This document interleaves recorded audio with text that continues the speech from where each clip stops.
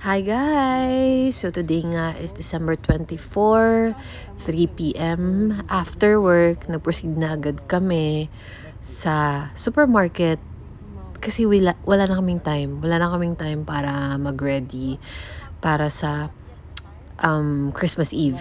So pumunta na kami sa supermarket, bumili kami ng mga ready to eat, tapos gagawa lang ako ng salad for today. Ang napili namin is yung buko pandan salad. Bumili na rin kami ng mga cake. Dalawang klaseng cake yung binili namin. Yung isa gustong-gusto ng buntis. So, it's Brazo de Mercedes. And then, another one is the chocolate cake. So, nag-ikot-ikot kami dyan kung anong pwede namin mabili. So, I got then nata de coco pandan flavor para sa salad. Pumili ako dyan ng dalawa, I think, para medyo masarap. Pero actually, sa dami ng binili namin na buko, medyo nagkulang pa to. Parang hindi mo na masyadong makita yung nata dun sa mixture. Makikita niyo yun mamaya. Siyempre, bibili rin tayo ng milk, condensed milk, and then evaporated milk. Sasama din natin yan sa salad para masarap. And then later, dadagdagan din natin ng Nestle cream and cheese. So, yan na. Kumuha na kami. Pinulta namin yung cake namin ng bilog na cake. Chocolate na bilog na cake. Nakalimutan ko na kung anong flavor niya. Basta chocolate yan. I mean, kung anong variant ng chocolate. Tapos, bumili rin kami niya ng mangga. Isang box. Hindi ko alam kung anong klaseng mangga yan. Basta sobrang sarap niyan. And then, nag-proceed na kami sa food court to get naman na ready to eat na mga ulam. So, bumili ako ng like 12 pieces ba to? Or 20 pieces ng tawag dito, barbecue. Yan, ready-made barbecue. Sobrang sarap niyan. Favorite namin yan sa Seafood City. Seafood City is an Asian supermarket. So, yan, mga pagkaing Pinoy o kaya mga Chinese foods yung makikita nyo dyan. So, more on Asian foods. So, pinalagay na namin yan dun sa aluminum container para ready for serving na lang mamaya sa bahay. Ibabalat nila yan. And then, pumili pa din ako ng iba pang mga potahe na masarap kainin para mamayang salubong sa Christmas. So, bumili ako ng liempo. I think 3 to 4 pieces ng liempo yung binili namin. Nakalimutan ko na yung prices. Pero dun sa barbecue is 4 pieces for $16. Magkano yun sa peso? Kayo na lang mag-compute. Basta times 41. Basta dito, guys, wag nyo na i-compute kasi may stress kayo pag kinonvert nyo sa peso. Ayan, so hinihiwa na ni ate ang aming mga liempo. Siyempre, pinili niya talaga yung mga malalaki dyan. Na-request namin to get the bigger sizes. So, yan, 4 na liempo para mamaya. So, chop-chop mo na yan, ate. Liempo. So, aside from liempo, at nalaglag pa nga ang lalagyan ni ate, aside from liempo, sabi ko kay ate, isama na niya dyan sa lalagyan na yan yung pusit para rin ready for serving na. Hindi na namin ayusin pa mamaya kasi guys, galing nga kami sa work. So from work, rekta na kami, palit lang ng damit, rekta na sa supermarket o grocery store para mag-ready for the Christmas Eve. Yun nga lang yung medyo challenging dito kasi mga busy ang mga tao. Actually, ganun din naman sa Pilipinas. Pero ewan ko ba yung energy ng mga Pinoy pag Christmas todo to the max pa. Pero kasi, most of the time talaga, pag Christmas, it's either wala akong pasok or enough ko siya. So this time, hindi ko siya enough kasi sayang naman yung mukhang pera no? So yan, chop-chop na ni ate yung ating pusit. Hindi niya pala kinutsilyo, ginunting niya, guys. Yan, sobrang sarap. Ang lalaki ng mga pusit, diba? 3 ang in-order namin yan. I think matutuwa si daddy. Isa siya sa mahilig sa mga seafoods. Squid. Actually, dapat order pa kami ng fish, pero I think di na namin mauubos yan. So, yun yung lagi naming challenge pag mga handaan. Kasi most of us talaga hindi masyadong mahilig kumain. Or should I say, hindi masyadong magana kumain. So, yun. After that, pumili na rin kami ng, ang tawag nila dito is cebuchoy. Cebuchon? Cebuchoy. Ano yan? Bachoy? Cebuchon or lechon Cebu na belly. Belly. I think nasa 70 Canadian dollars yun. Compute nyo na lang. So, kapag 50 is 2,000. So, May question and answer, yung sincere na, ay ano na, seryosohan na talaga. Yo guys! Merry Christmas!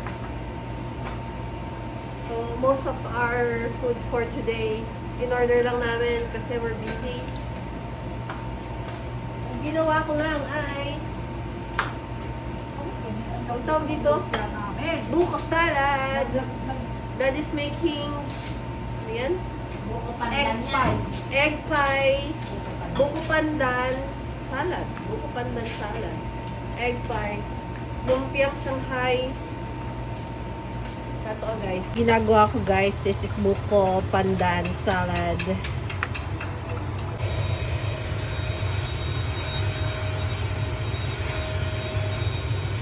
Sina lang kami ng Luto ko yan. lumpia. No, binili namin yan. Hindi niya niluto. Huwag kayong maniwala. Hindi namin yan ginawa. Binili lang namin at piniprito niya lang. So, niluto niya talaga basically. And si Daddy gumagawa naman ng egg pie. Kasi hindi na dapat kaso Uy! yan yung binili namin. This is barbecue. It's very delicious.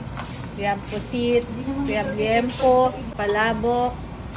Ito yung init pa namin, lechon belly, leche flan, maha, from Goldilocks. Yeah, we have Goldilocks here. Anong tawag dito? Brass de Mercedes. We have cake slices from Goldilocks also. We have kakanin and cake. There. So, mamaya pa namin ayos kasi nag-bake pa. Medyo magulo pa ang kapaligiran.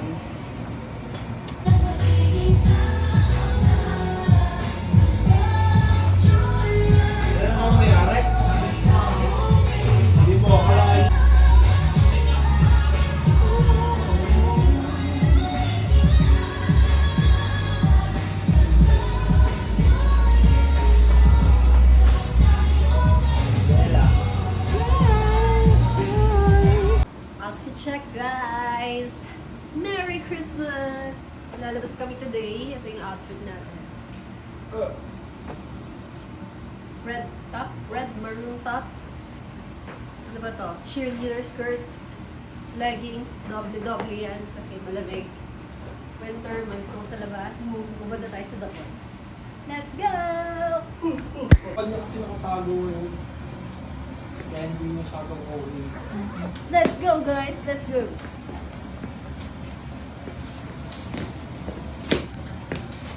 Outfit check. Outfit check, guys. So I have your boots and Tommy.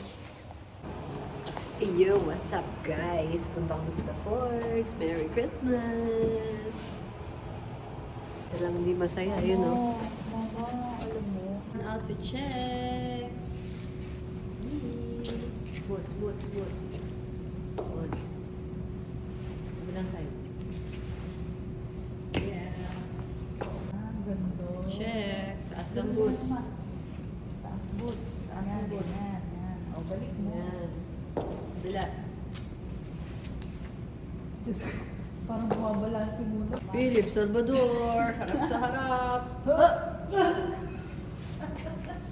Taas ang boots. Kabila.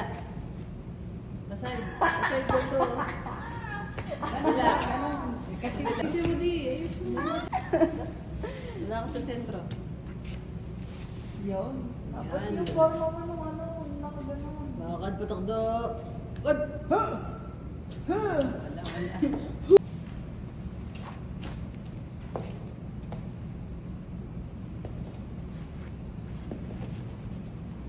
So guys, naglalakad na kami ngayon papuntang The Forks. Kita nyo naman. May snow. Pero hindi naman nag-snow ngayon. Yun yung previous ng mga snows. Tingin. Yay!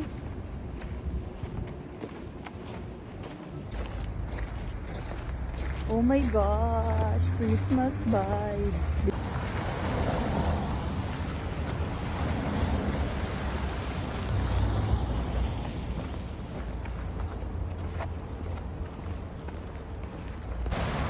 Ayun na nga guys, malapit na kami sa Rail Canada Union Station. So dito kami sa loob dadaan, papunta sa The Forks.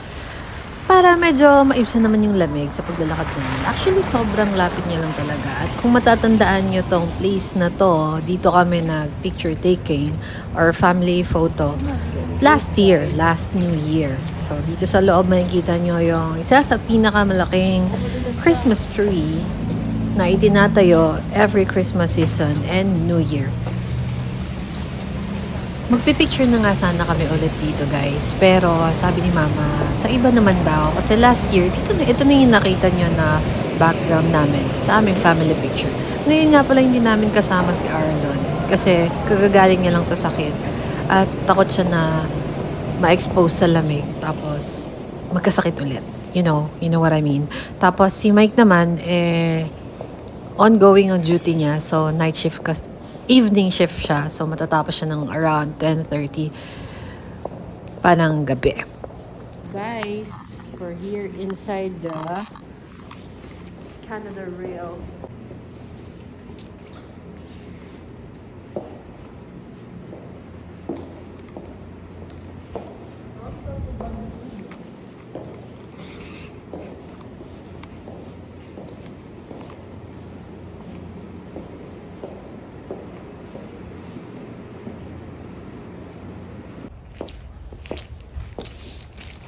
Let's go to the Forks. Merry Christmas, everyone. Here na at the Forks Market. Ayun na nga guys, pagkadating namin ng The Forks Market, syempre humanap na kami ng chichibugin namin. So marami ng store na close kasi nga holiday. Tapos medyo late na rin kami nakapunta kasi pumunta kami after work pa. So, ang nakita namin na pwede namin chibugin itong mini donuts. So, mahaba yung pila nito kasi masarap daw talaga siya. So, yun. Ang pinili namin ay 2 dozens of mini donuts, 2 hot chocolate na large, and then coffee for daddy. Yan, nakita niyo naman yung preparation niya. Parang sobrang sarap guys, no? Large coffee. What's yours? The hot Hot chocolate. chocolate. 2 large hot chocolate. No coffee? 1 coffee. 2 large. chocolates. How about you? 2 dozen, an extra dip, coffee, and 2 hot chocolates. Alrighty, that'll be $25.50.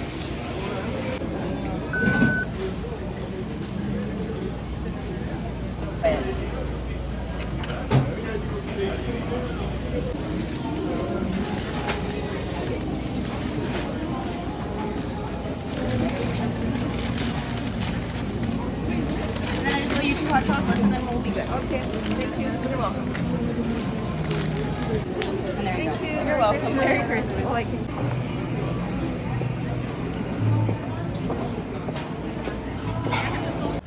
Ayun na nga guys, so after kumain, nag-ikot-ikot na kami and nakikita nyo naman, sobrang ganda. White Christmas talaga. So naghahanap kami ng spot kung saan kami mag-picture taking, pang post sa Instagram. Follow nyo nga pala ako sa Instagram guys. So yun, parang Stairway to Heaven lang ang peg, di ba guys? Alam mo yan ng mga trentahin dyan, kung ano yung palabas na yan, Korean drama na yan. Mahal kita, mahal mo ba ako? Hanggang tanda na lang ba tayo? O diba? Pakanta pa tayo guys.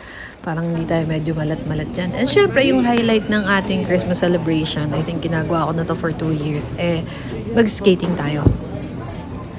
Ngayong trentahin na tayo, So, masasabi kong medyo malakas-lakas pa rin ang loob natin, pero may kasama ng pag-iingat na nalalaman. So yan, pag nakasuot kayo ng gantong skating shoes guys, sobrang tigas niyan. As in, kapag namali ka dyan, may chance karon ka ng sprain or whatsoever. So sa mga balak mag-skating, ingat-ingat. Ayan, picture taking part na tayo dito sa trail. Ganda ng mga ilong. Look at that. Pero ngayon, open na yung mga trails. So yan, enjoy. Enjoy watching me.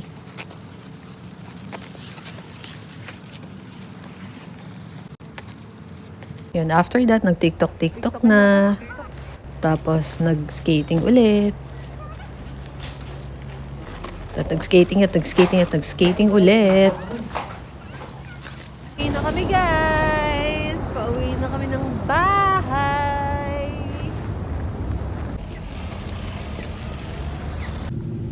What's up mga